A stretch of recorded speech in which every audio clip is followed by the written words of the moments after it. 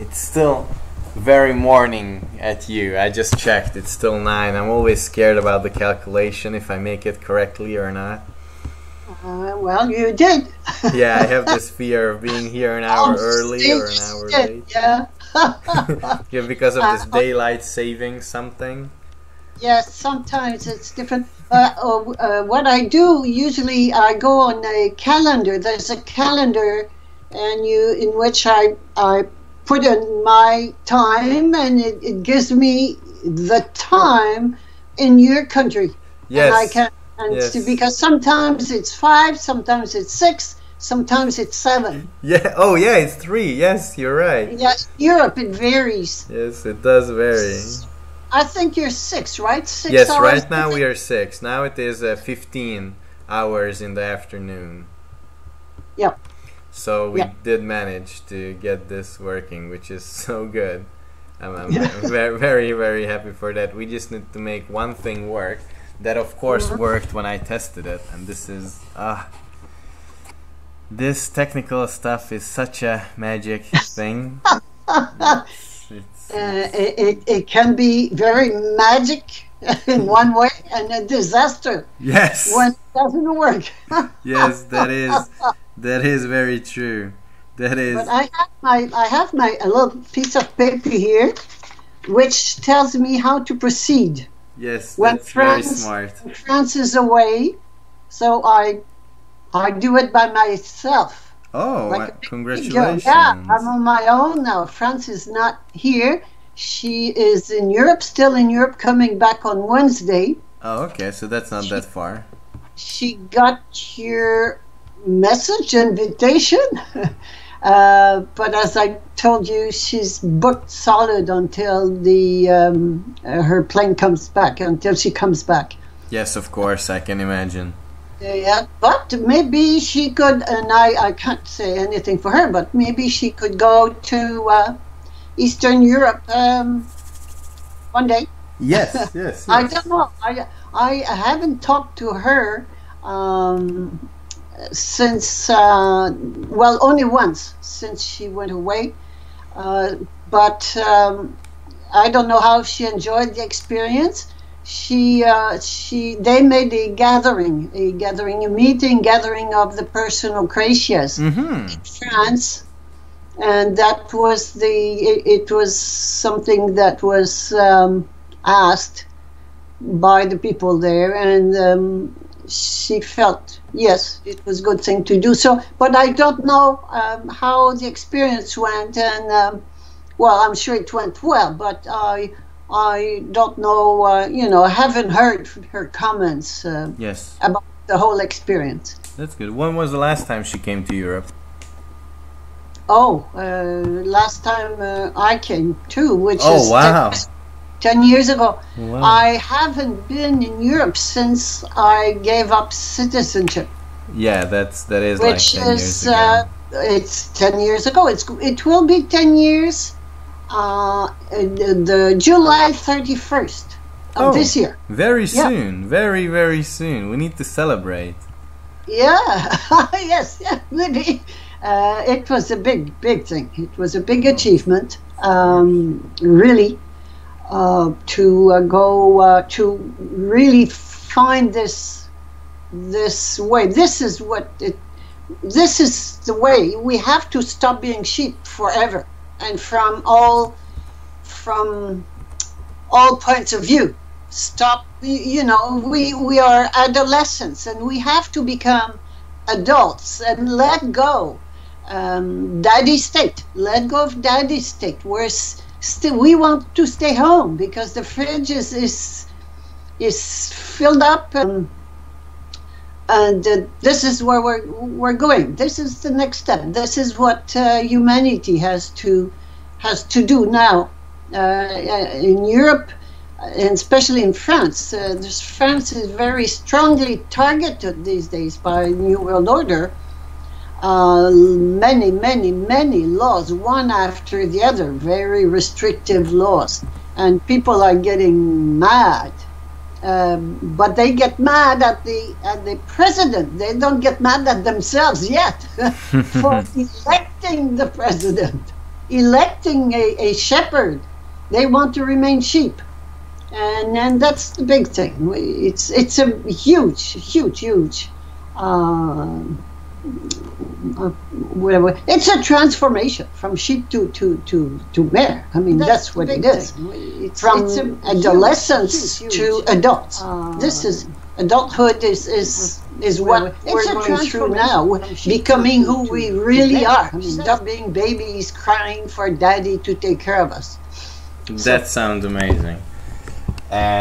Just to reassure, I did manage to get us online, and everything other than you seeing me is working. So if it is okay with you, I will just quickly sum up in Hungarian what you said and where we are now, and then we can start jumping in why the consciousness, evolution in consciousness is important. Okay, fine. I didn't know you were recording. No, I wasn't recording. I was. Hair is a mess, but that's the way it is. Okay. No. It is. I was just fiddling around with all the controls to get it all set up, and now we are online. So just 1 second, I'll be back in Hungarian. Szóval üdvözlünk nagyon-nagyon-nagyon nagy szeretettel mindenkit.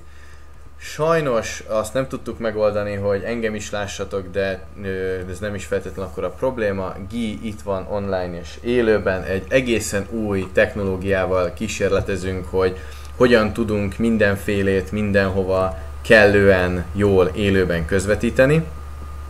Ezért sajnálom előre, hogyha lesznek esetleges technikai döccenők. Igyekszünk megtenni mindent, hogy a lehető legkevesebb legyen. Arról fogunk ma beszélgetni, hogy mi a tudatossági fejlődés fontossága. Miért fontos fejlődni tudatilag.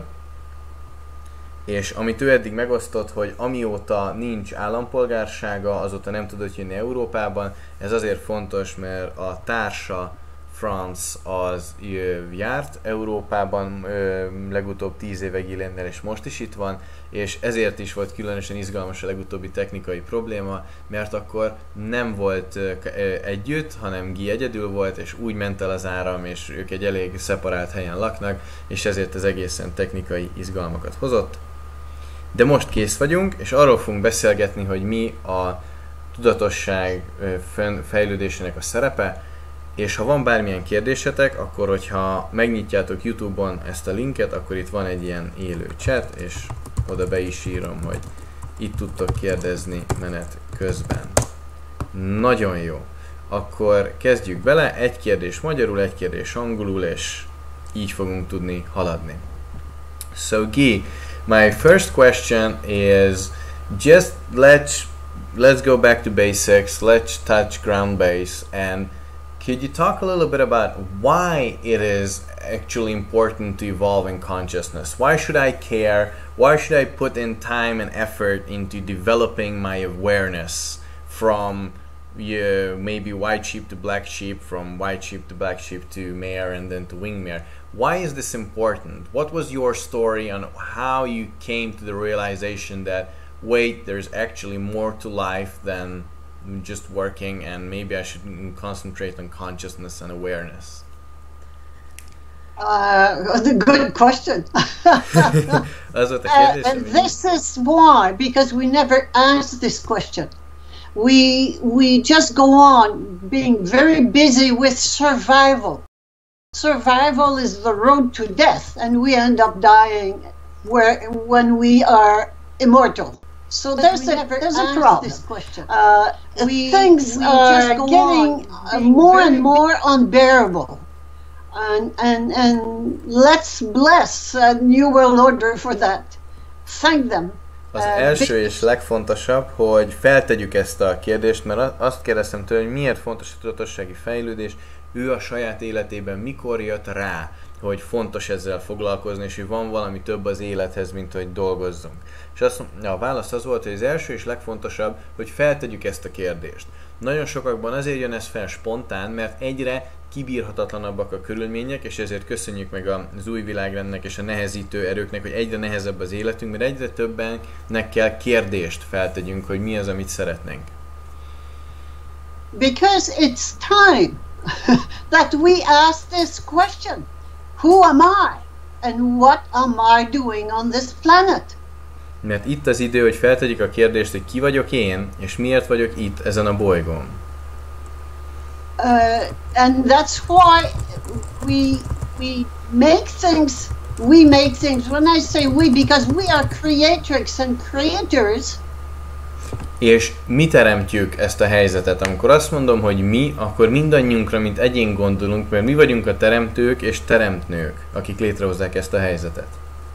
We create through the New World Orders and our government and our leaders. Mi teremtünk például az új világrenden keresztül, a kormányon keresztül, a vezetőinken keresztül. We create a situation that becomes so unbearable that we have to ask ourselves those questions. Egy olyan helyzetet teremtünk magunknak, ami annyira kibírhatatlan, hogy fel kell tegyük ezeket a kérdéseket. It's like we live in a jail, we live in a prison that some people, whatever the name you give it, it's a prison, and it's the prison with a big wall, and this big wall is death. Egy hatalmas börtönben élhetünk, és ennek a börtönnek a halál a fala, ami körülveszi. It's like compare it to a sheepfold. Ez olyan, mint a birka karám, amihez hasonlítani tudnánk. There are three players. It's a play. We have to realize it's not true. It's a play. It's an illusion. 3 játékos van, és fel kell ismernünk, hogy ez nem a valóság, ez csak egy színdarab, ez csak egy játék.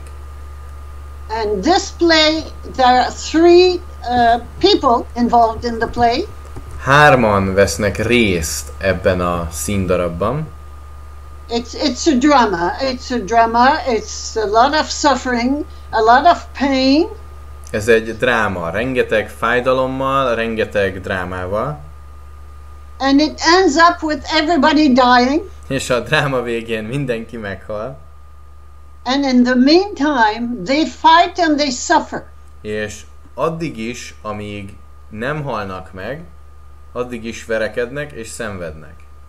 So let's have a look at those 3 actors. Vizsgáljuk meg ezt a 3 szereplőt. The first one, the cornerstone of the play, A színdarab első sarokköve is the sheep. az a birka. The sheep is a fearful animal. This is what it is by definition. A birka egy félelemmel teli állat. So the sheep has to be afraid of something. So there is one actor called the wolf. A birkának mindig félnie kell valamitől, és ezért van egy másik szereplő is, maga a farkas. And the wolf is the bad guy, is the predator. A farkas a bűnbak, a rossz fiú. And he's bad, so the sheep is afraid of the wolf. Ő rossz, tehát a birka fél a farkastól. So the sheep needs a good savior, a protector for security and protection, and this is the shepherd. A birkának szüksége van egy jó megmentőre, aki megmenti a gonosztól, és ez a jó pásztor. So this is the play we're trapped into. We're trapped in this sheepfold. Ebbe a drámába vagyunk csapdába estve. Azt hisszük, hogy nem tudunk kimenekülni. And of course, it is painful because the sheep is always afraid. Sajnos ez fájdalmas, mert egy birka mindig fél. Afraid of the wolf. Fél a farkastól. And so the sheep needs protection from the shepherd.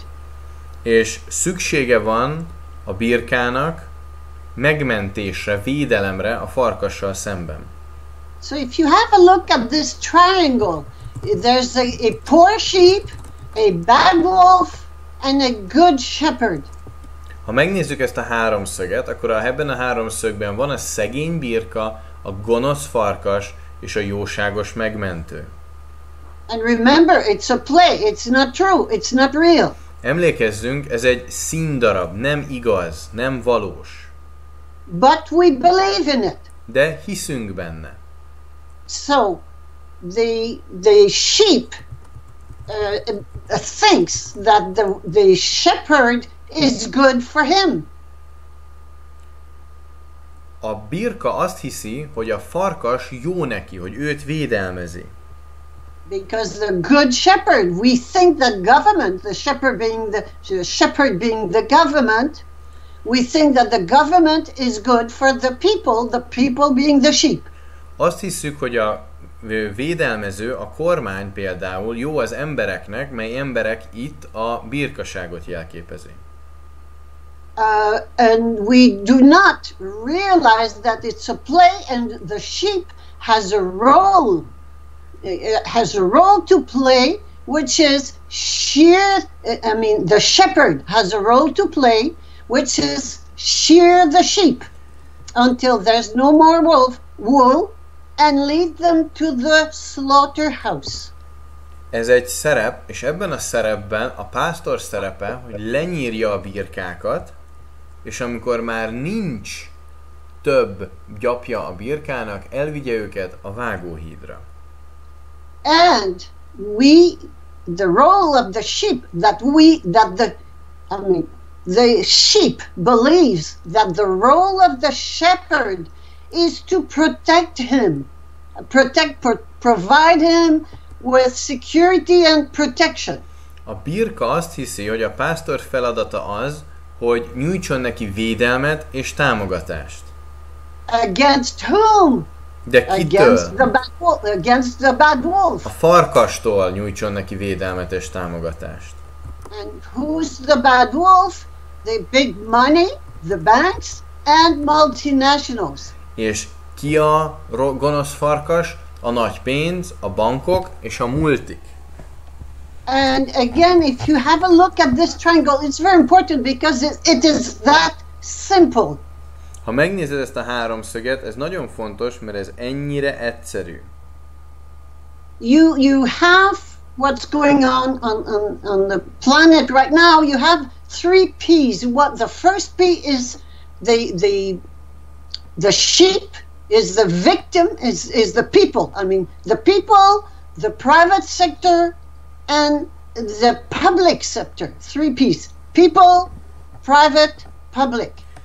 Itt az angolul 3P rendszert használjuk. Az emberek, ami angol people, tehát a populáció, a privát szektor, the people, the private sector, and the public sector being the shepherd. Igen, az állami szféra, a publikus szektor, és így jön ki a 3P. So this is, you don't need to study politics at all. This is what is going on. It is a play. It's not true. It's an illusion. Ez az, amit meg kell értsünk, nem kell ezt tanulmányozni a politikát. Első lépésként ez egy színház, ez nem igaz, ez egy illúzió. And the problem is that we live in not in peace and harmony. We live in war and suffering. A probléma az, hogy nem békében és harmóniában élünk, hanem háborúban és szenvedésben. How can we fix this? How can we, solve this and find or create or experience harmony and peace? Hogyan tudjuk ezt megoldani? Hogyan tudjunk létrehozni harmóniát és békét? Which one of the 3 players is going to change? A 3 játékos közül melyik fog megváltozni? Now we have to think and get into each one's shoes. Most nézzük meg, vizsgáljuk meg őket közelebbről, lépjünk a cipőjükbe. Who is the one out of the 3? Which one is providing goods and services? A három közül melyik ad termékeket és szolgáltatásokat? Which one of the three is providing work and energy? A három közül melyik ad munkát és energiát?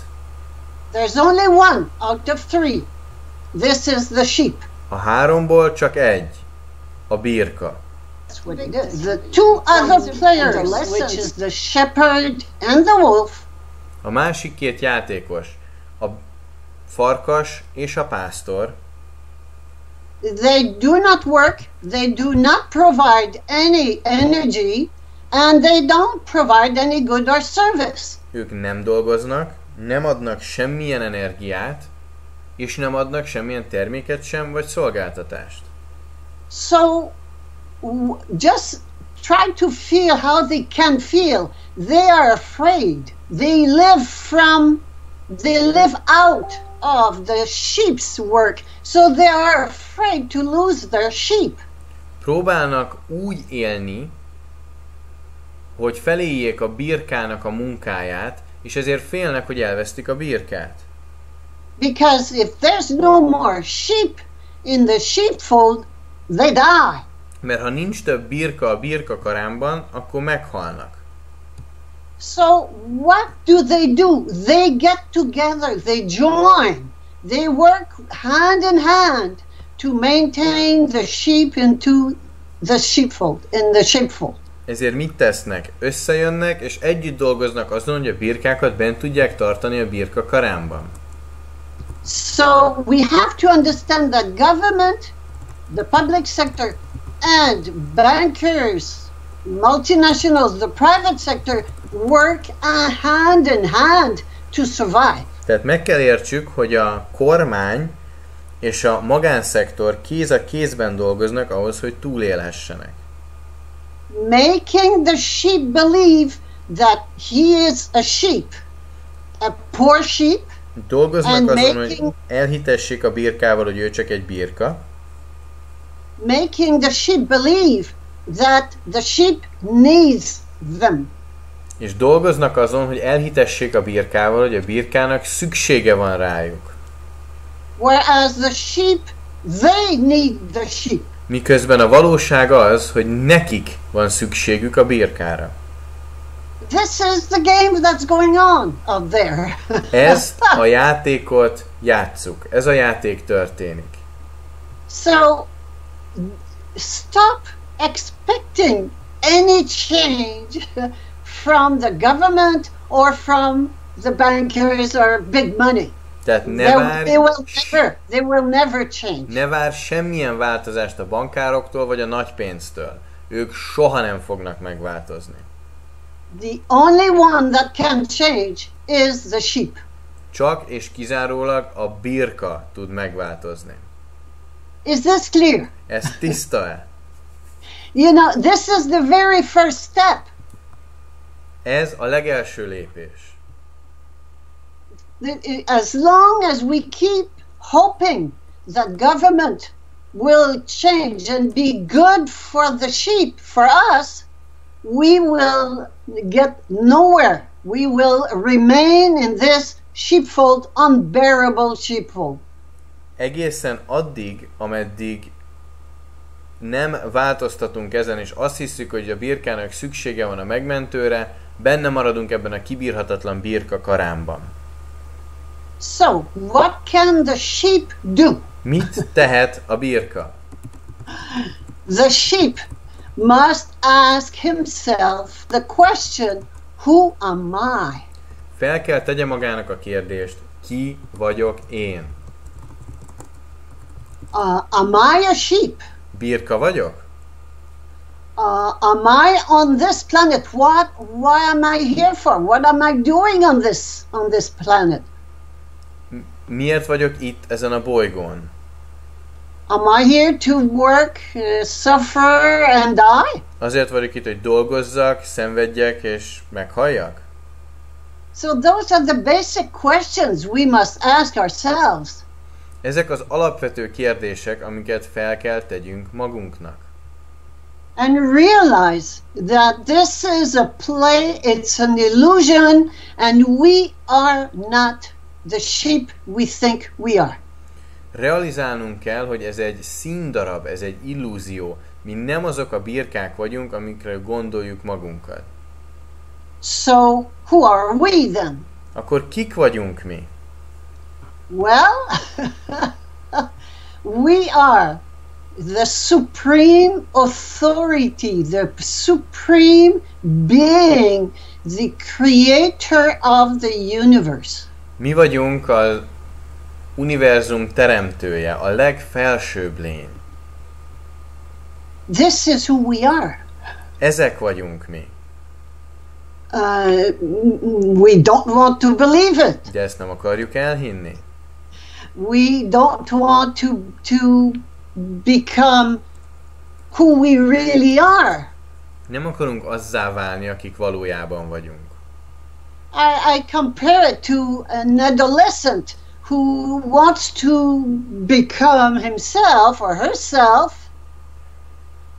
Ezt nem hisszük el. Ez olyan, mint hogyha egy kamaszhoz hasonlítanám, aki nem mer azzá válni, aki szeretne.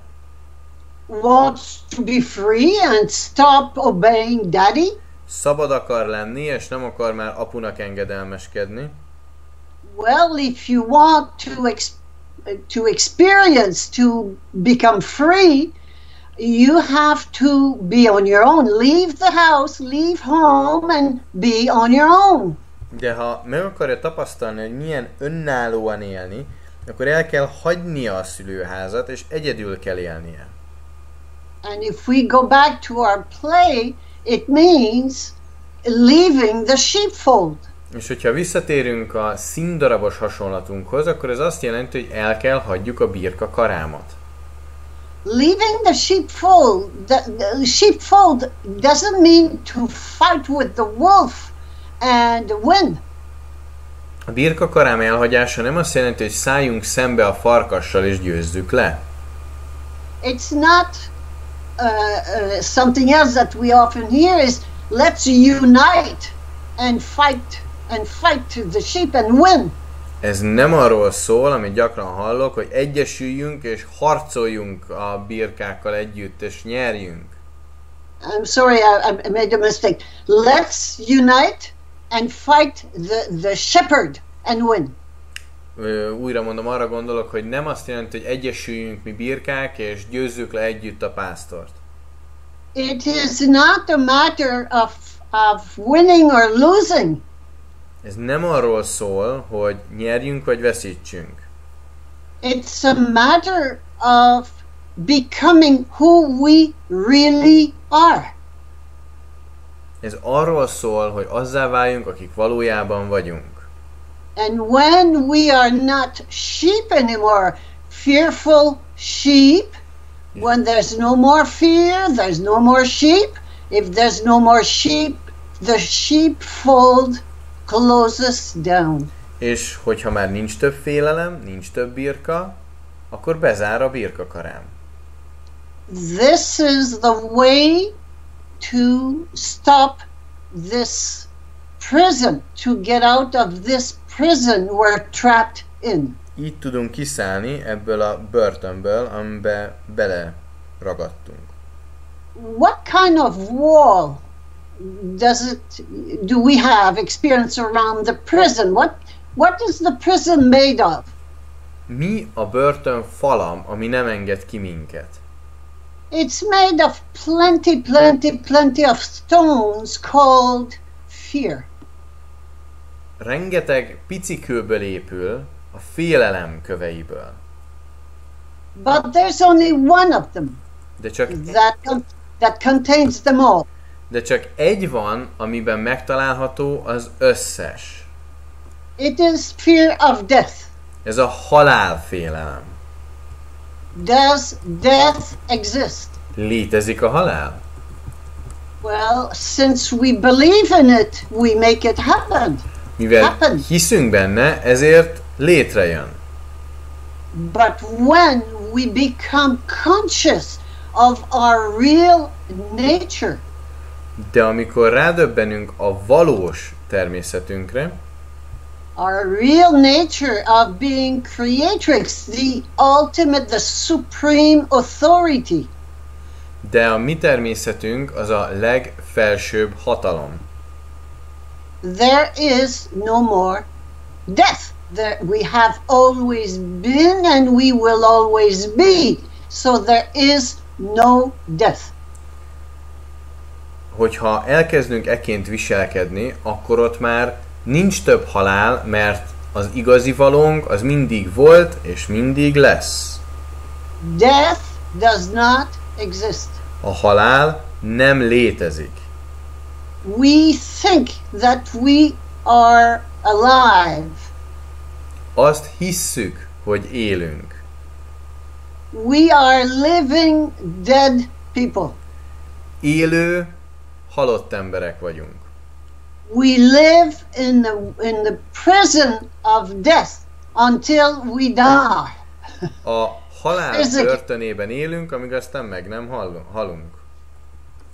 And this is what death is all about. It's the prison of death. It's an illusion. It does not exist. Erről szól a halál, ez egy illúzió, és valójában nem létezik. So, what do we do with that? We stop. We stop thinking, talking, and behaving as a shepherd. Mit teszünk ezzel? Abba hagyjuk. Abba hagyunk, hogy birkaként gondolkodjunk, vagy viselkedjünk. Stop behaving or thinking as a shepherd or as a sheep? As a sheep. As a sheep. Tehát, hogy most már így nem gondolkodunk és viselkedünk birkaként. Yes. It's like, it's a transformation. It is a transformation that we are going through.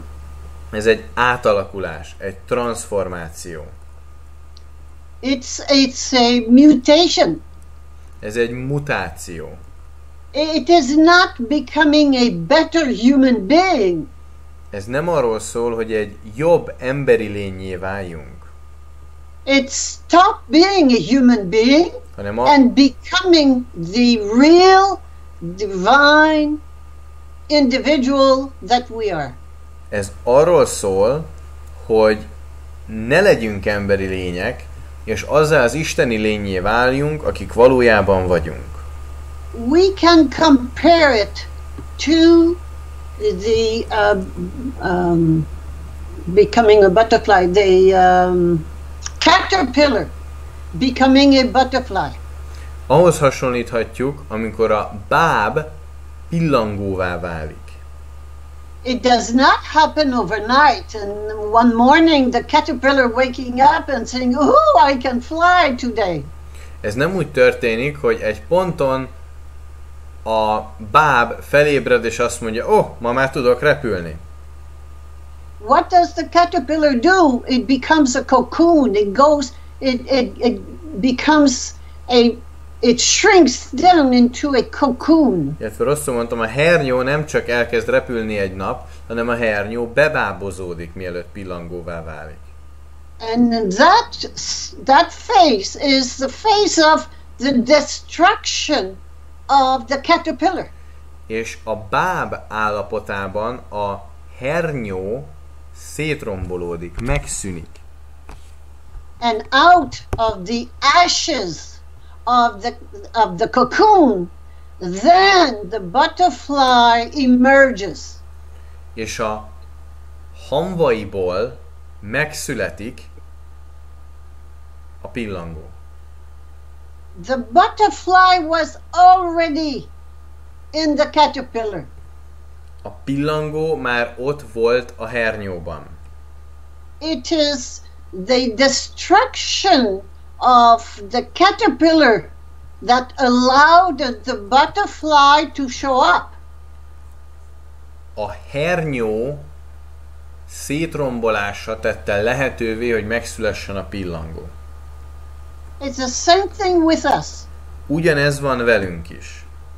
It is by getting rid of who we are not, which is the sheep.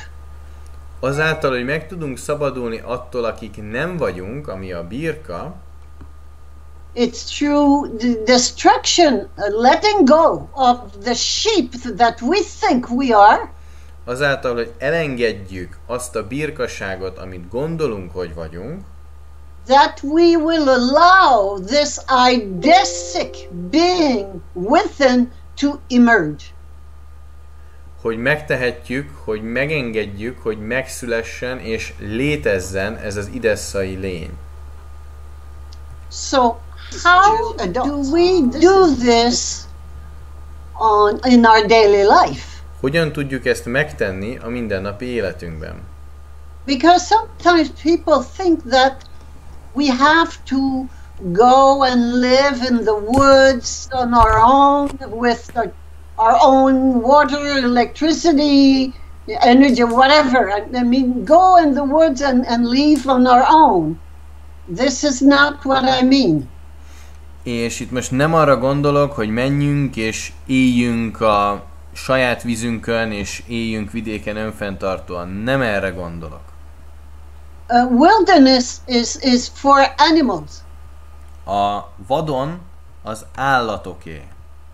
We think like animals. Wilderness, an animal, if you put yourself into the skin of an animal has two choices: either wilderness, or domestication. Hogyha állatként gondolkodsz, egy állatnak két lehetősége van. Vagy a vadon, vagy a háziasodás. Domestication means that I belong to somebody. A háziasodás azt jelenti, hogy valakié leszek. And this somebody feeds me, takes care of me, protects me. És ez a valaki etet engem, gondoskodik rólam, védelmez engem. But he is my master and I have to obey him. De ő a mesterem, és nekem engedelmeskednem kell neki. He has all the rights over me. Az összes jogom az övé. He can even kill me. He's got the right. I belong to him. Gazdám még meg is ölhet, hiszen én az övé vagyok. And this is what we experience. We belong to this state. És meg jogi szinten az állam tulajdona vagyunk. And the state has all the rights over us. És az állami az összes jogunk. They can kill us, put us in jail, or rule, take everything away from us. They have that right. Ha akarják, akkor elvehetnek tőlünk mindent, lenyírhatják a gyapjunkat, mert megvan hozzá a joguk. We are domesticated animals. Mert háziasított állatok vagyunk. So we, as animals, we tend to think that the only way out is wilderness. És állatként azt gondoljuk, hogy az egyetlen kiút az a vadon. But we're not animals. De nem vagyunk állatok. So that wilderness is a solution for animals. We are not animals. De mi nem állatok vagyunk, és az háziasodás csak az állatok számára megoldás. The basic question, who am I? Who are we? Az alapvető kérdés, hogy ki vagyok én? I keep repeating it because we don't want to believe it. Ismétlem, mert nem akarjuk elhinni. We are the supreme being, the one that we have called God, we have called Yahweh, or we have called Allah, or Krishna, whatever. We gave that supreme authority a name, but it's not us. We never thought that it was us. Mi vagyunk a legfelsőbb hatóság, amit eddig Istennek, vagy Aláknak, vagy más nevekkel illettünk, amit eddig megneveztünk, de sose gondoltuk, hogy azok mi vagyunk. So we have created to serve this God. We have created religions. Tehát ahhoz, hogy csatlakozhassunk ehhez a fajta Istenhez, megteremtettünk vallásokat. And to manage our daily life, we have created governments. És hogy menedzseljük a mindennapi életünket, megteremtettünk kormányokat. But we don't need any of them. De egyikükre sincs szükségünk. Start thinking as Idessa. Kezdjünk idesszaként gondolkodni. And why do I call this supreme being Idessa? És miért hívom idesszának ezt a legfelsőbb lényt? Because the word God always refers to an external authority outside me. Mert az Isten szó mindig csak egy rajtam kívüli Istent akar elmondani. Whereas Idessa is the supreme authority inside me. Míg idessa az a legfelsőbb hatóság, aki bennem lakozik. Does that mean, and does that mean that we can do whatever we want? Ez azt jelenti, hogy bármit tehetek? What part inside me is sovereign? The sovereign meaning the ultimate supreme authority is sovereignty. What part in me is sovereign? Melyik belső részem szuverén? My soul. A lelkem. What's that? Az micsoda? Well, the soul is the supreme being, the creative spirit. A lélek a legfelsőbb hatalom, a teremtő lény. The creative spirit incarnated, individualized and incarnated in the body. A teremtő szellem, a lélek az a testben reinkarnálódott teremtő szellem. The only problem with humanity, the only problem, I repeat, the only problem with humanity az egyetlen probléma az emberiséggel. Ismétlem, az egyetlen probléma az emberiséggel. Is the separation between authority and obedience. Az, hogy elkülönülés van a hatóság és az engedelmesség között. Authority wants to impose its will onto obedience. A hatóság rá akarja erőltetni az akaratát az engedelmes emberekre. The master wants to impose his will onto its slave. A mester rá akarja erőltetni az akaratát a rabszolgákra. And of course they fight. És természetesen harcolnak. And both are afraid. It's fear on both sides. Mind a ketten rettegnek, mindkét oldalról félelem van. Authority, the master is afraid of losing its power over obedience, the slave. A mester fél, hogy elveszti a hatalmát az engedelmes birkák fölött. And the slave, obedience, the slave is afraid of being dominated and exploited by the master authority. A birka pedig fél, hogy kihasználja, dominálja a hatóság őt. So both are fearful. Tehát mind a ketten félnek. And both fight to impose their own will onto the other. Mind a ketten félnek, és mind a ketten harcolnak, hogy ráerőltessék az akaratukat a másikra. The master wants to rule the slave.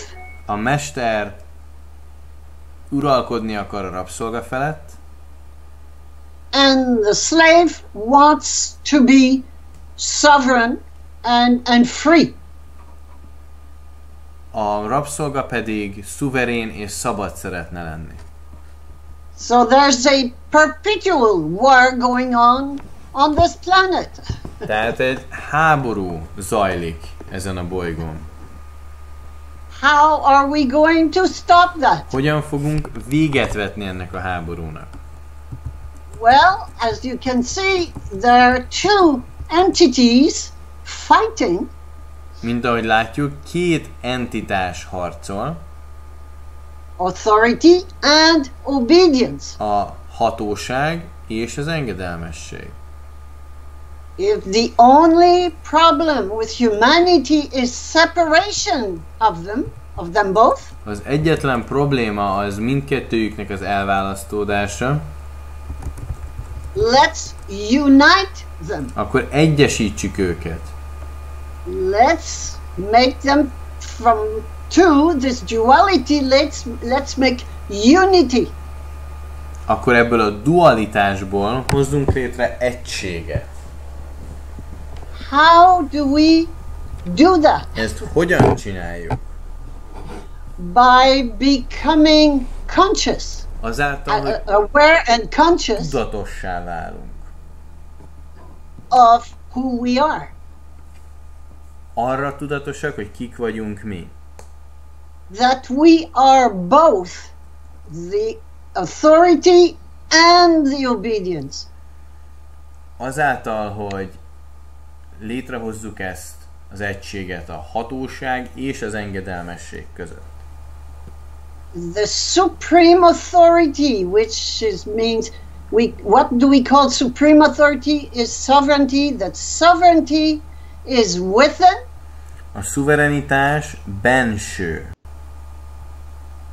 And the obedience is also me. És az engedelmesség is én vagyok. It is my body. A testem. So we are made of spirit and matter. Egy szellemből és anyagból készült lény vagyunk. The spirit being supreme authority, sovereign, is the soul. A szuverén hatóság részünk a lélek. And obedience being the body. És az engedelmes a test. Matter. Az anyag. So, we're made of those two, and as long as we do not realize that we are both, we will never get anywhere. Ebből a kettőből jöttünk létre, és hogyha nem realizáljuk, hogy mi vagyunk mind a kettő, akkor nem tudunk eljutni sehova. We will remain in hell on earth that we have experienced for millions of years. Have we had enough of it? Abban a pokolban fogunk élni, amiben már több millió éve. Elég most már? Practically. Gyakorlatilag. Number one, who am I? I am the ultimate authority. I am the sovereign. I am of myself, not over the others. I'm the sovereign, the ultimate authority. I am Idessa. Szuverén vagyok, én vagyok a legfelsőbb hatalom, én vagyok Idessa. Number two, second thing. Kettes dolog. I am obedience, which is my body, my will, and I obey my spirit, Idessa, blindly. Engedelmes vagyok, az én legfelsőbb hatalom részemnek Idessa felé vakon. That means giving priority to spirit over matter. Ez azt jelenti, hogy prioritást adok a szellemnek az anyag felett. Some people have their two tendencies to make union, because making union means making one out of two, Itt egységet akarunk létrehozni, vagyis kettőből egyet. In Orient, in the Eastern countries, a keleti országokban we give up matter. So the tendency is to give up matter, deny matter. Matter is not important, so that we can reach the spirit. Az a tendencia, hogy feladjuk az anyagot, hogy elérhessük a szellemet. In Occident, the Western countries, a nyugati országokban we have the same situation, but we decided to give up spirit.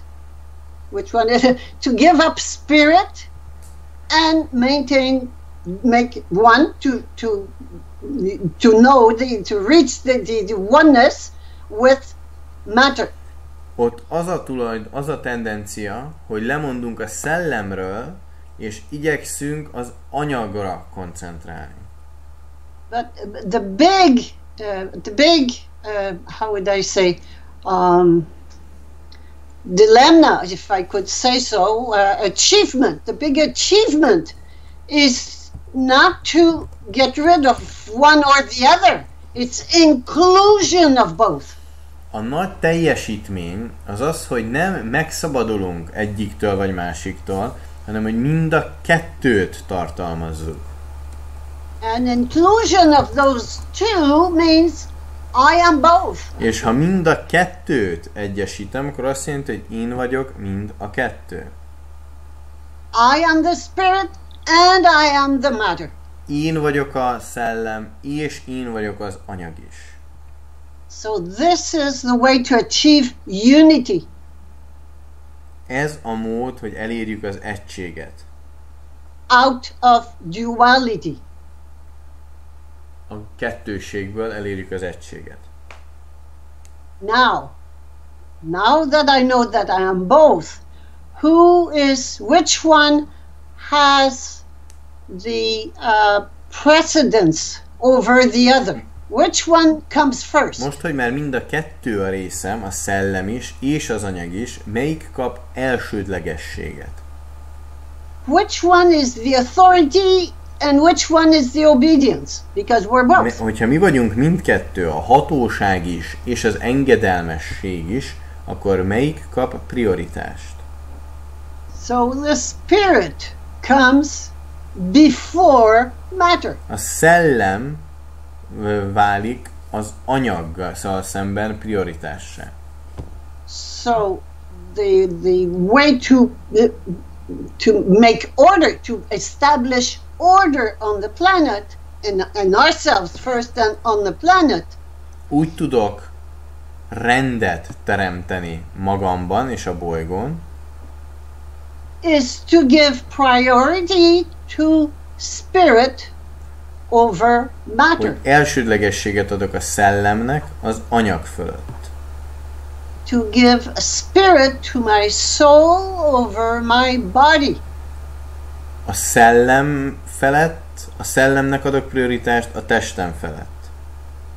That means that I do not obey my ego anymore, external ego, but I obey my inner soul. Ez azt jelenti, hogy már nem a külső egómnak engedelmeskedek, hanem a belső lelkemnek. This is the big transformation. Ez a nagy átalakulás. It is a transfer of power. Ez a hatalom átadása. From the external government, whatever it is, which is individually it's the ego. A külső kormánytól. So from the ego, I take the power away from my ego, my own ego, and transfer it to my inner soul. Itt átveszem a hatalmat az egómtól, és átadom a lelkemnek.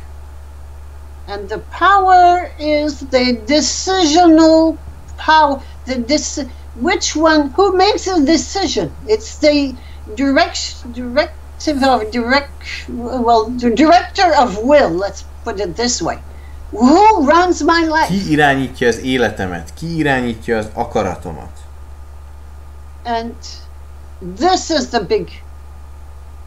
big transformation we are going through right now. Ezen a nagy átalakuláson megyünk át most. So coming back to what we started with. Visszatérve ahhoz, amihonnan elindultunk.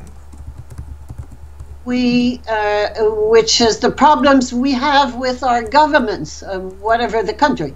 Ami problémát látunk a kormányokban, minden országban. The problems we have in society. Amink van a társadalomban problémánk.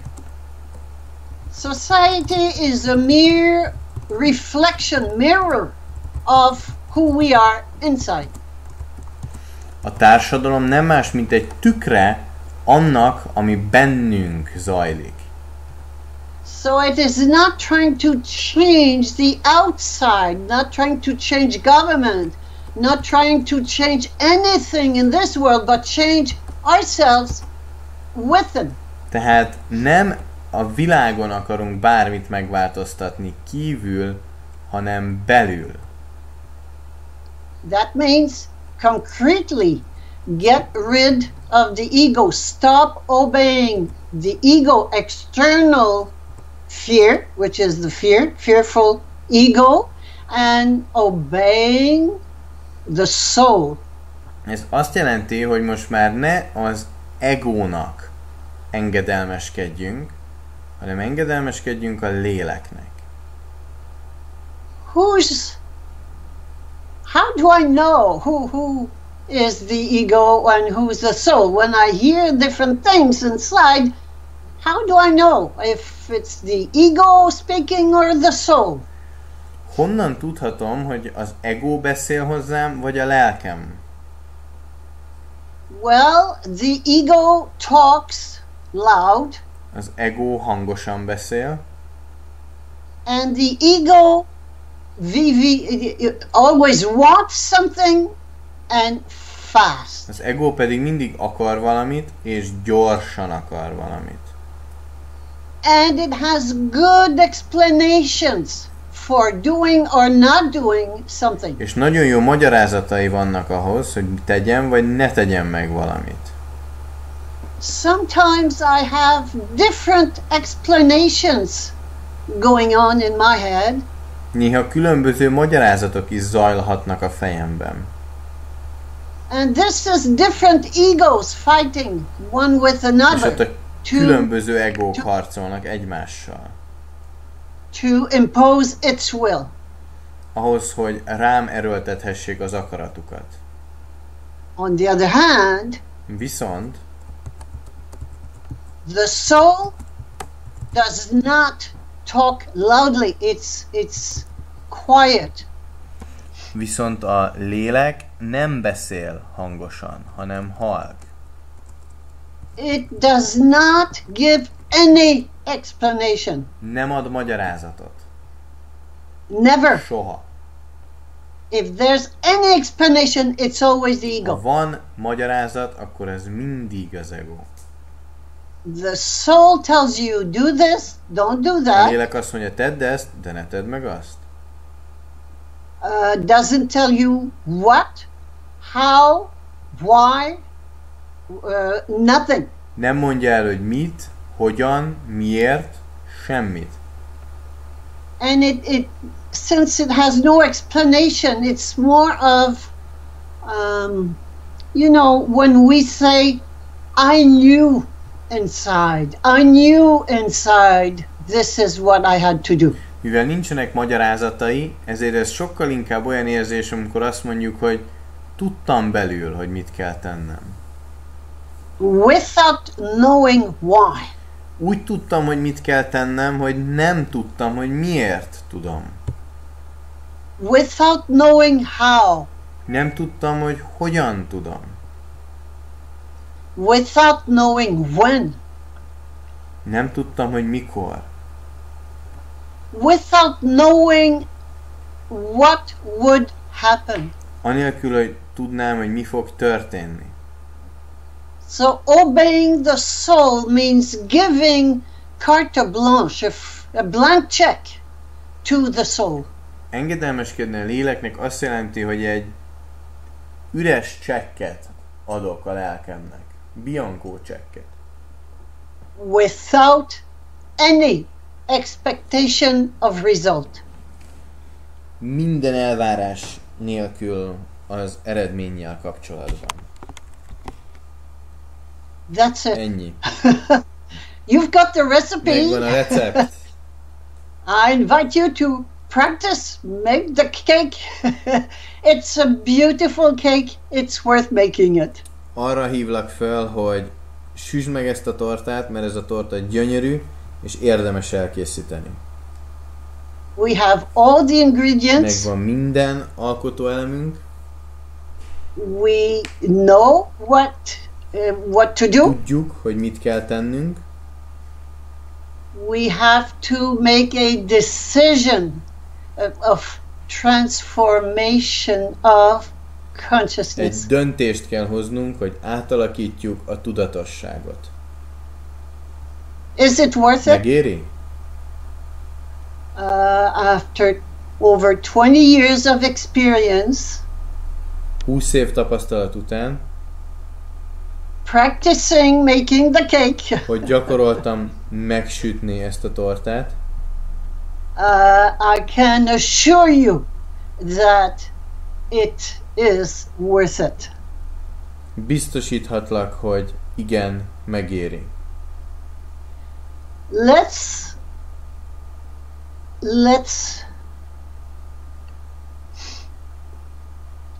not hope. Let's be confident, despite everything that's going on in the world today. Ne reménykedjünk, hanem legyünk magabiztosak mindennel szemben, vagy mindennek ellenére, ami most történik ma. Let's be confident in grace.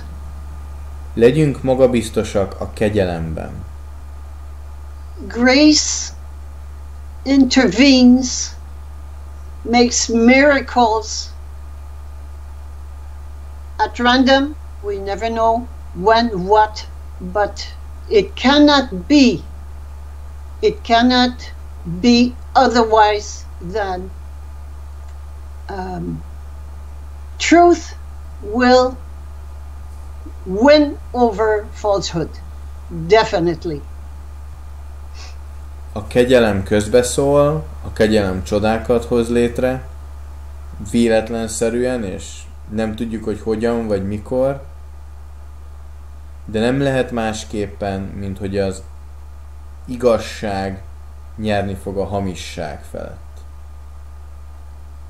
Let's all participate. Vegyünk ebben mind részt. In the event, in the new, let's participate in the new era, a new species we are becoming, in the process of becoming. Vegyünk részt abban az új korszakban, amivé lassan válunk. Thank you. Köszönöm. Wow, it is really, really amazing. Thank you so much for that.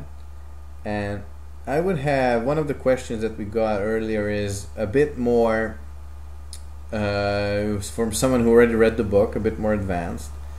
And I will first read the question in Hungarian and then in English, so you can dive straight in. Okay. A következő kérdés az volt, hogy a sárga könyv, mi a fenét keresek én itt tulajdonképpen az előszavában, van egy rész, ahol arról szól, hogy befogta a szárnyas paripát az ember. És az volt a kérdező kérdése, hogy hogyan tudta a szárnyas paripát az ember befogni, akarta-e a szárnyas paripa, hogy befogják, hiszen ő mindenható, mert gyorsabb, mint a villám, erősebb, mint a szél, stb. So the question was that in the introduction, the first pages of the yellow book, what the hell am I doing here anyway? You mentioned that once there was the winged mare, and it was faster than the lightning and lighter than air. And the story goes on that the man captured the winged mare and tamed the winged mare. And the question was that how is that possible if the winged mare is omniscient and omniscient and omnipotent? How is it possible that a man can capture and tame a winged mare unless the winged mare wants that? Did the winged mare want that? How did that go along? We are by nature winged mares. Természetünkből fakadóan szárnyas paripák vagyunk.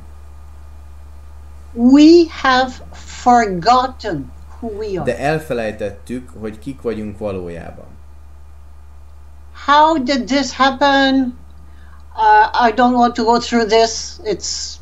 There are so many explanations. It won't change anything. Whatever the explanation, doesn't matter. Hogy hogyan történt ez, abban most nem szeretnék belemenni, mert rengeteg magyarázat van, de a magyarázat nem változtat meg semmit.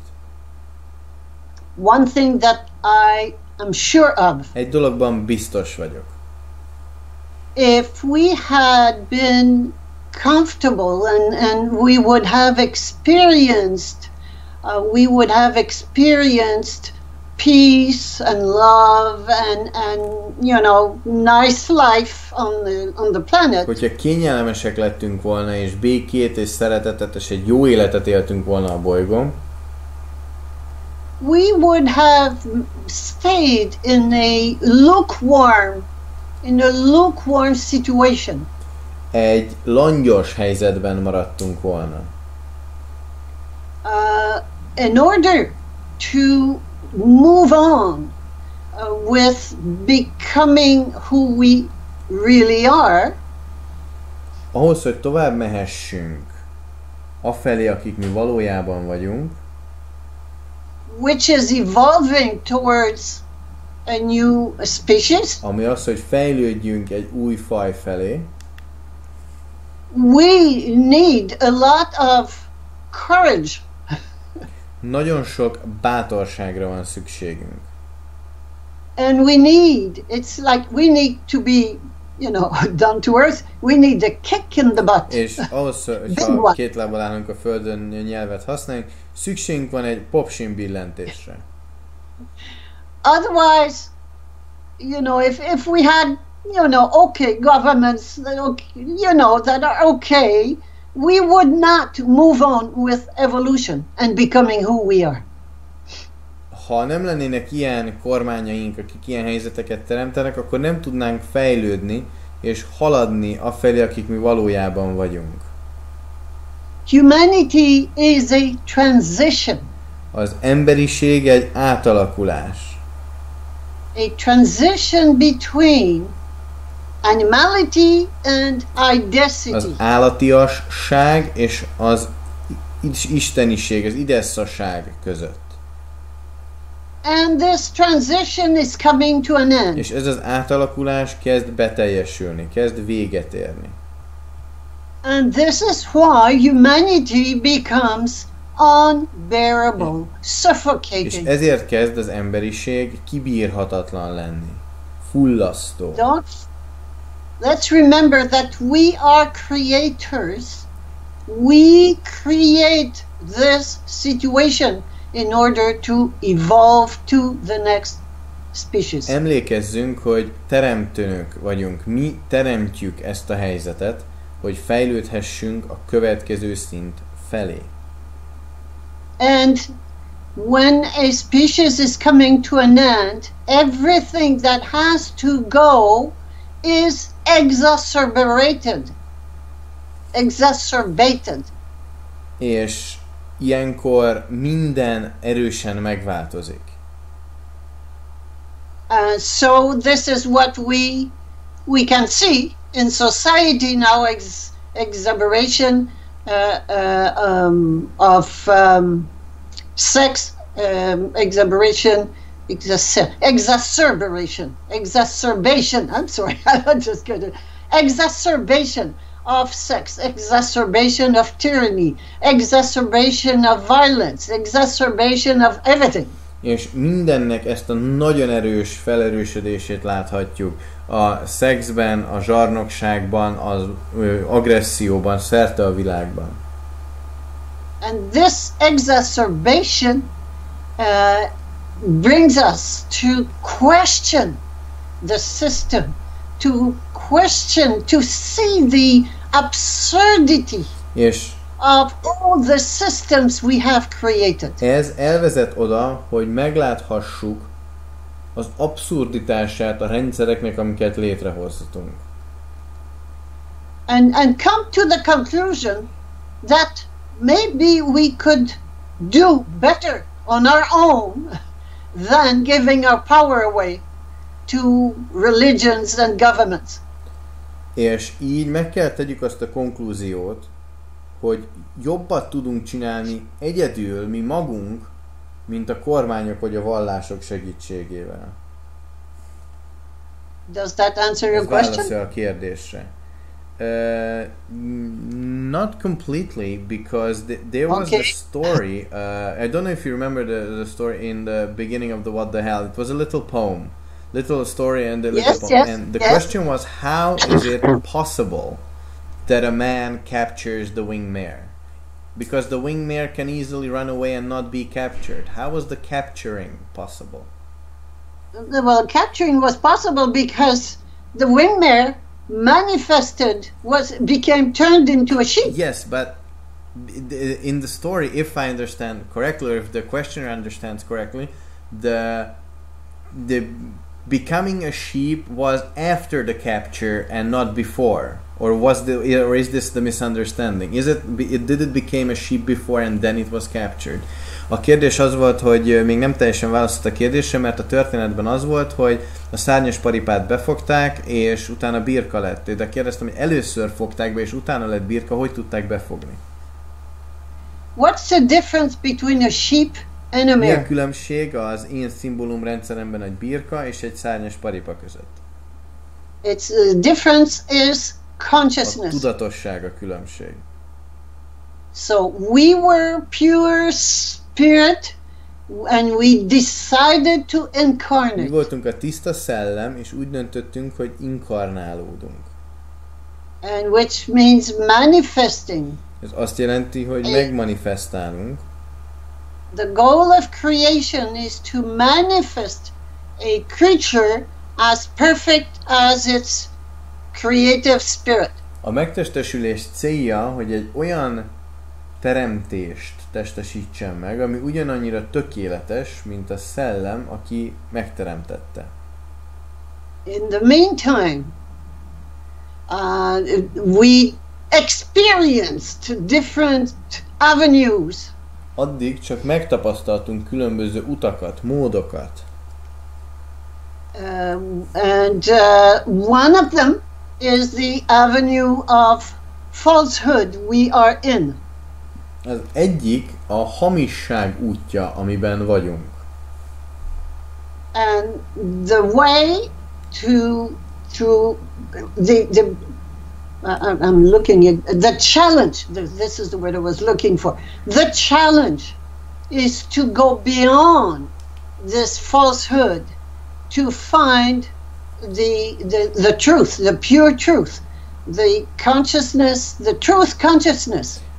So this is the challenge we're going through. A kihívás pedig az, hogy megtaláljuk az igazság tudatosságát.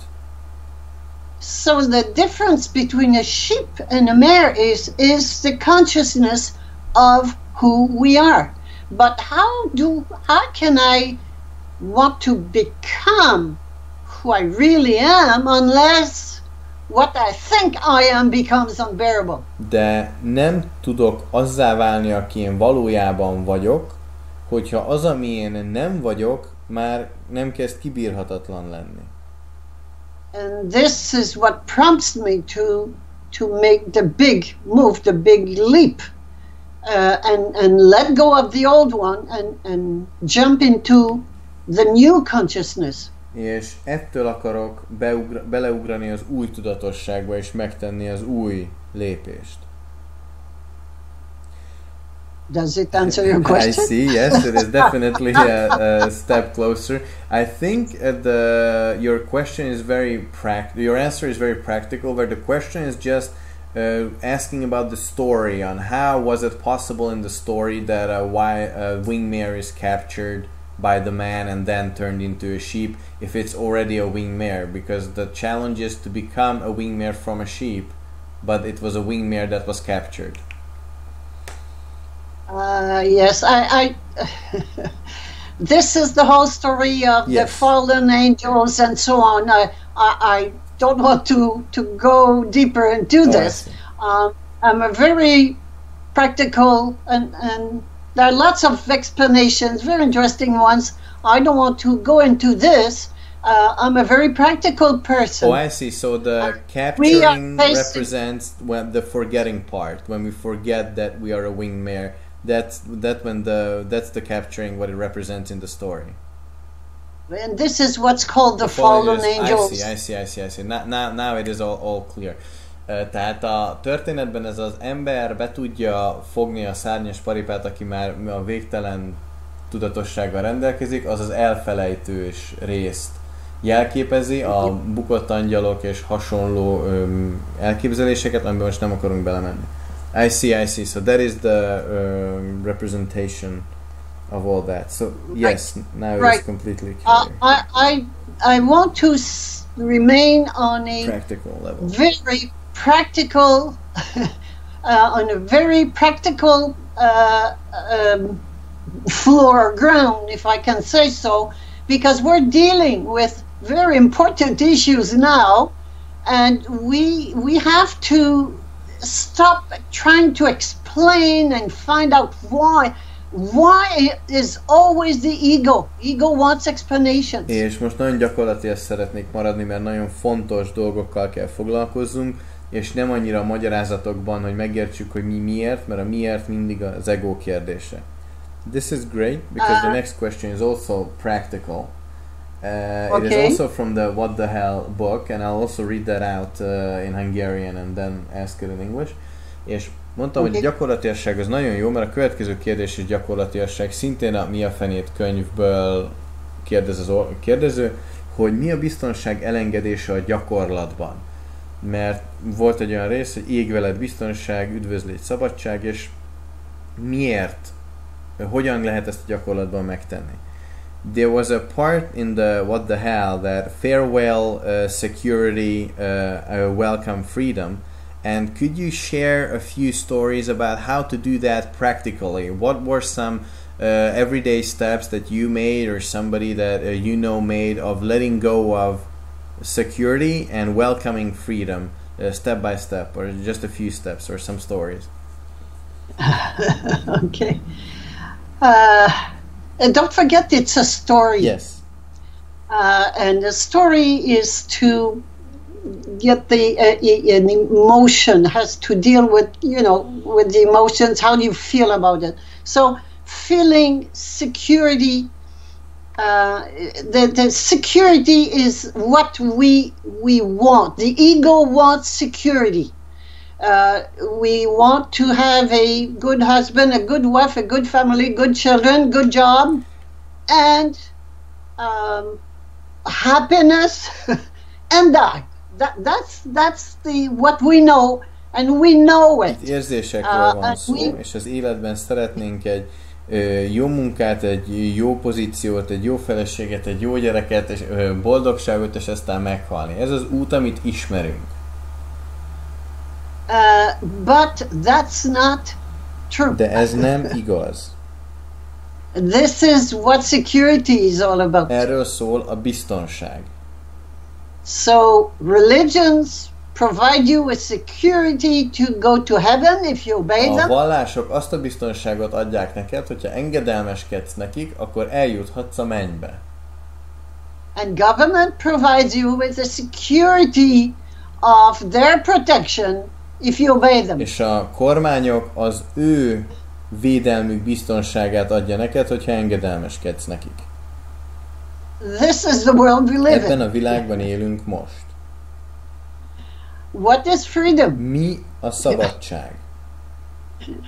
Freedom is within. A szabadság bent van, belül van.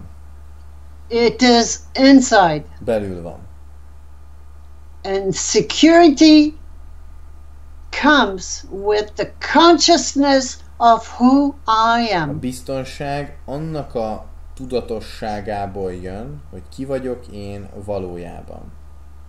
So practically that means giving, remember who I am, the ultimate, the supreme A authority, gyakorlatban ez azt jelenti, hogy emlékszem, hogy ki vagyok én, a legfelsőbb hatóság, obeying it engedelmeskedek neki, without any expectation.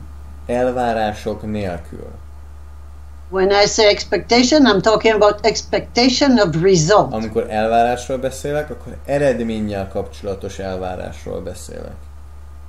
Okay, practically, and this is, we're coming, I think, to the question,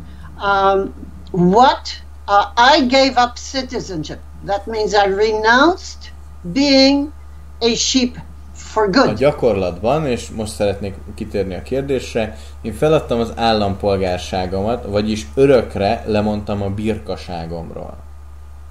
A citizen is a slave. Az állampolgár egy rabszolga. So first of all, we have to realize that we're slaves. Először is realizálnunk kell, hogy rabszolgák vagyunk. And we live in a sheepfold, which is a sheepfold is where slavery takes És place. egy olyan birka karámban élünk, ahol a rabszolgaság lezajlik. Whatever the word we use for it, it's a prison. Bármilyen szót is használunk erre, ez egy börtön. Okay, so what did I do? Mit tettem én? I did not fight with the authorities, knowing that the only real authority is within. Nem harcoltam a hatóságokkal, mert tudtam és tudom, hogy az egyetlen igazi hatóság az bennem él. So there's no way trying to fight with the legal way. Nem tudunk jogi úton harcolni. I know that the real power is within in my soul. Tudom, hogy a lelkemben van az igazi hatalom. So what I did not accept their jurisdiction. I kept saying, you have no jurisdiction over me. I am a sovereign individual. You have no jurisdiction over me. Én azt ismételgettem, hogy nincsen hatásköröd felettem. Én egy szuverén egyén vagyok, nincsen hatásköröd felettem. So this is for the legal aspect. I did not play the legal aspect. I obeyed my soul, not knowing what would happen. Ez a jogi szempont. Én úgy engedelmeskedtem a lelkemnek, hogy nem tudtam, mi fog történni. Now, this does not happen overnight. Ez nem egy éjszaka alatt történik. I gave up everything, as I mentioned earlier, as an adolescent. I let go of daddy state. És említettem, hogy kamaszként lemondtam az apa államról. I let go of everything that belongs to the government. Lemondtam mindenről, ami a kormányhoz tartozik. And that means a lot. All what they call the advantages, or they call the whatever they call it, the rights and privileges is the word. Rights and privileges. I let them go. I let go of every one of them. Lemondtam minden jogomról és előjogomról is. So then I became free. Így szabaddá tudtam válni. I am an adult. Most már felnőtt vagyok. I am on my own. Egyedül vagyok. I cannot Önálló vagyok. I do not depend on government. Nem függök a kormánytól. No security, no protection. Nincs biztonság, nincs védelem. I obey my soul, period. A saját lelkemnek engedelmeskedek. For instance, whatever becomes mandatory, I'm thinking of vaccination these days. Például bármikor, amikor valami kötelező lesz, most az oltásokra gondolok napjainkban. Well, of course, vaccination, we know, I won't discuss vaccination. It's a no. It's important, it doesn't protect at all, and it's dangerous. A vallások tulajdonságaiba most nem szeretnék belemenni, ez számomra egy erőteljes nem, egyáltalán nem véd, de nagyon veszélyes. Mandatory vaccination is a rape. That's all it is. A kötelező oltás az megerőszakolás. So, what will I do? Mit fogok tenni? Well, it's no. I will never, I'm talking about me. I'm not telling you to do that. You asked me what I do. I will never accept being vaccinated.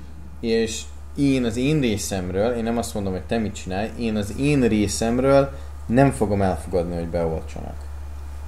And then the sticks may show up. És lehet, hogy megjelennek a botok.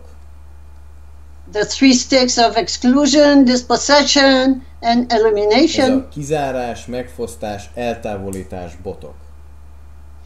They can kill me. Megölhetnek engem. Which would be the biggest stick. Ez lenne a legnagyobb bot. I will never accept vaccination. Soha nem fogom elfogadni az oltást. So that's all. It's making a decision is the, you know, I've got to make a decision. Making a decision of what direction am I going? Am I going towards death or towards immortality, the real being that I am? Egy döntést kell hozzak. Mifelé haladok? A halál felé, vagy a halhatatlanság felé? And when I talk about immortality, I'm not talking about longevity. És amikor a halhatatlanságról beszélek, akkor nem a hosszú életről beszélek. I mean life without death. Death does not exist. Én egy olyan életről beszélek, ahol a halál nem létezik. I cannot think of death anymore because it just doesn't exist. Én nem tudok a halálra gondolni, mert már nem létezik. So how do we get there to death doesn't exist? And all the fear, every single fear goes away with death. A halál megoldódásával minden egyes más félelem is feloldódik. How do we get there? Hogyan jutunk el ide? With consciousness. The more conscious I become of who I am, really am, the less fearful I am. The less fearful sheep I am. Minél többet gyakorlom a tudatosságot, annál kevésbé leszek félős birka. Consciousness is not a recipe, it's a process. Minél inkább gyakorlom a tudatosságot, annál kevésbé leszek félős birka. A tudatosság nem egy recept, hanem egy folyamat. Does it answer your Válasz ez question? a kérdésre. Yes, it does for the most part. Could you share some other smaller steps or the stories of some smaller steps that others made when they wanted to let go of safety and choose freedom? A kérdésem az volt, hogy igen, válasz. Tudná kisebb lépésekről példát mondani, amikor mások a biztonság helyett a szabadságot választották? Well, I gave one example with vaccination which and is citizenship, yes. everything in my life every day is an opportunity to choose death or Az immortality. életemben minden nap egy lehetőség, hogy a halál és a halhatatlanság között döntsek. What I do, I will share my way of doing it, and then you go with your own. Amit én teszek, és én megosztom veled, hogy én mit csinálok, és aztán hogy létrehozhatod a tiédet. I am Én lazy. lusta vagyok. So, and I know that the ultimate supreme authority is within. Emlékeztetem magamat arra, hogy a legfelsőbb hatóság bennem van. And this is faith. This is what faith, the real faith is all about. Erről szól a valódi hit. So why would I bother with finding solutions or ways to do things? Úgyhogy miért foglalkoznék azzal, hogy megoldásokat találjak dolgokra?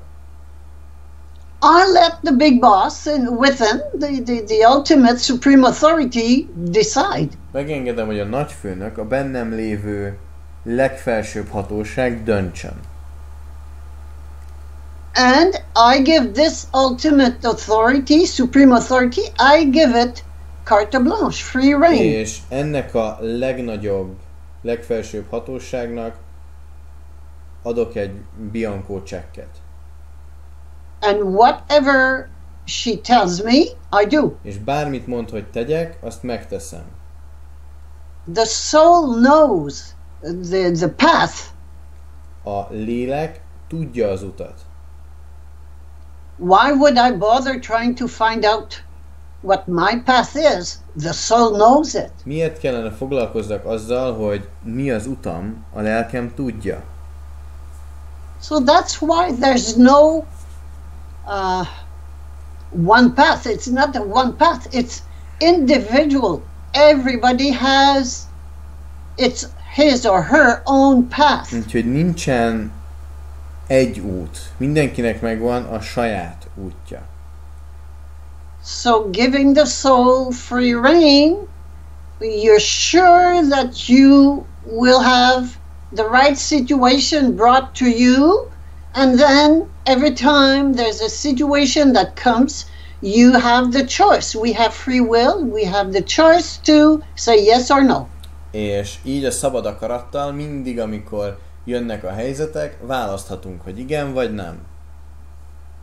If I say no, I go deeper into death. If I say yes, I move faster into the progress towards immortality. There are two ways, either one or the other. We have the choice. Hogyha nemet mondok, akkor jobban a halál felé mozdulok el. Ha igent mondok, akkor gyorsabban haladok a halhatatlanság felé. Mindig választhatunk.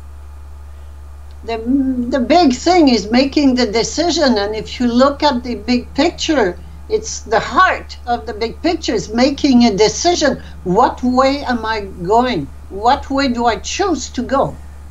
A kulcs a döntés, és ha megvizsgálod a nagy kép ábrát, akkor annak a szívében a döntés van, hogy milyen úton haladjak.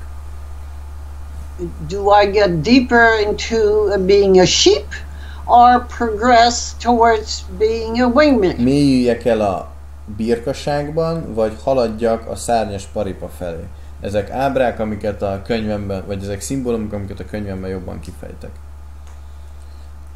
Does it answer your question? It's definitely an answer. Are there some small, maybe mundane steps or choices that you could share of what went on in your life, so we have an idea what it means to choose life over death? Because this might sound a little daunting or a little big or intangible. Is there any way we can give a few examples? Oh, everything, every day, every minute, every day. Just think about it. Am I serving my ego or my soul? És mondtam, hogy mi lenne, ha tudna még néhány példát mondani, amik ilyen kisebbek és hétköznapiak, és akkor mondta, hogy minden nap, minden percében azt a kérdést kell feltegyem, hogy az egómat vagy a lelkemet szolgálom. One basic thing that comes to my mind. Egy alapvető dolog, ami eszembe jut. is the dominated relationship between two individuals or more. Az a domináns vagy dominált kapcsolat, uralkodó vagy uralt kapcsolat két vagy több egyén között. For instance, discussion. Például egy beszélgetés. I have my opinion, another person has his or her opinion. I believe in my opinion, the other person believes in her or his opinion, and we're fighting. Nekem van egy véleményem, a másiknak van egy másik véleménye, és harcolunk. Like two animals meeting one another, who's going to win and who's going to lose. Két állat, akik találkoznak, hogy ki fog nyerni és ki fog veszteni. Authority, obedience. Hatóság és engedelmeskedés. And we can stop that. És ezt abba tudjuk hagyni. I can just realize that there's only one truth, but as many awareness of truth as individuals. Rá kell döbbenjek, hogy bár egyetlen igazság létezik, az igazság felfogásának annyi módja létezik, ahányan vagyunk. So I let the other one win. Úgyhogy hagyom, hogy a másik nyerjen. My ego is not happy because I lost. Az egóm lehet, hogy nem boldog, mert vesztettem. I lost the war of being right and winning. Elvesztettem a háborút, hogy igazam legyen és győzzek. But my ego is not happy. De az egóm nem boldog.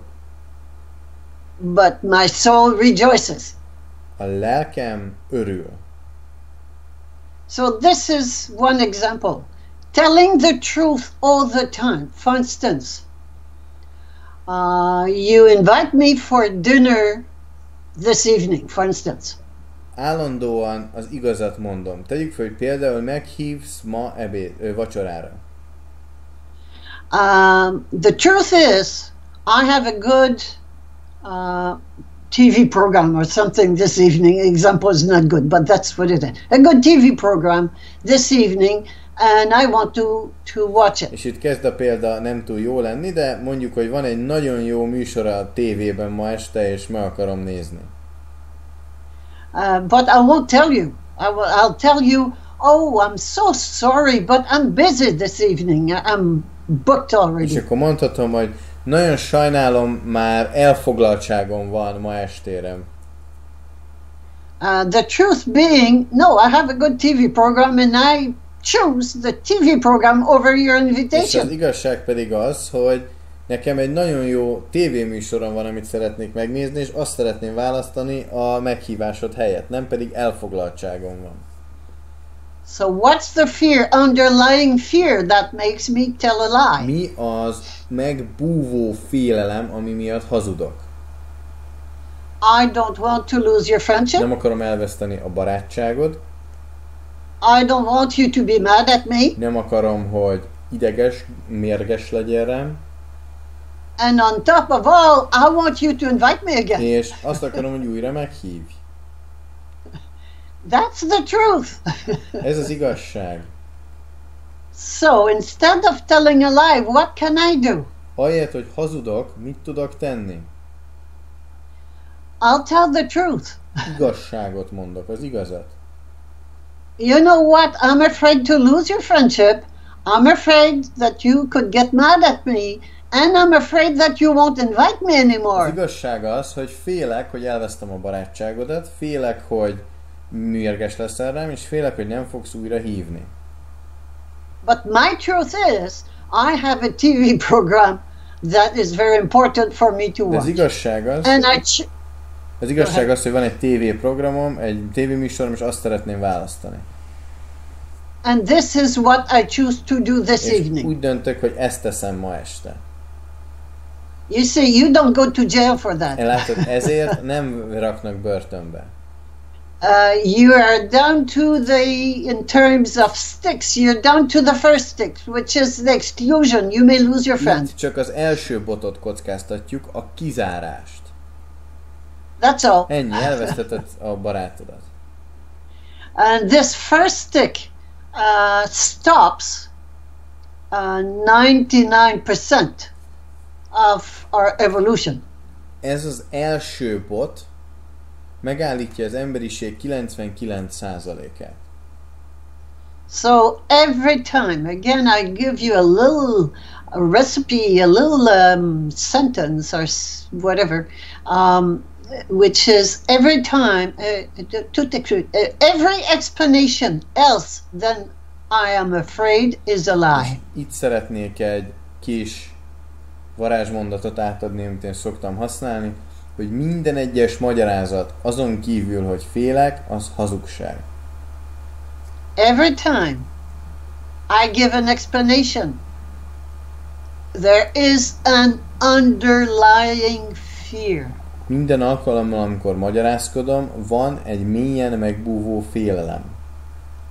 Go after it. Találd meg. Go after the fear, call it by its name, and do it anyway. Találd meg, nevezd nevén, és aztán tedd meg.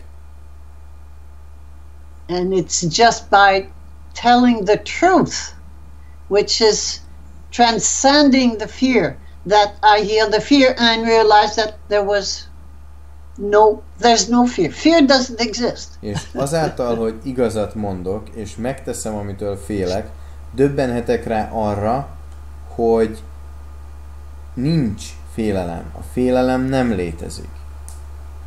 Fear belongs to the sheepfold. A félelem a birka karám része. It's good for sheep, it's not good for mares. Jó a birkáknak, de nem jó a paripáknak. Does this answer your question? Yes, it does very much. These are the questions.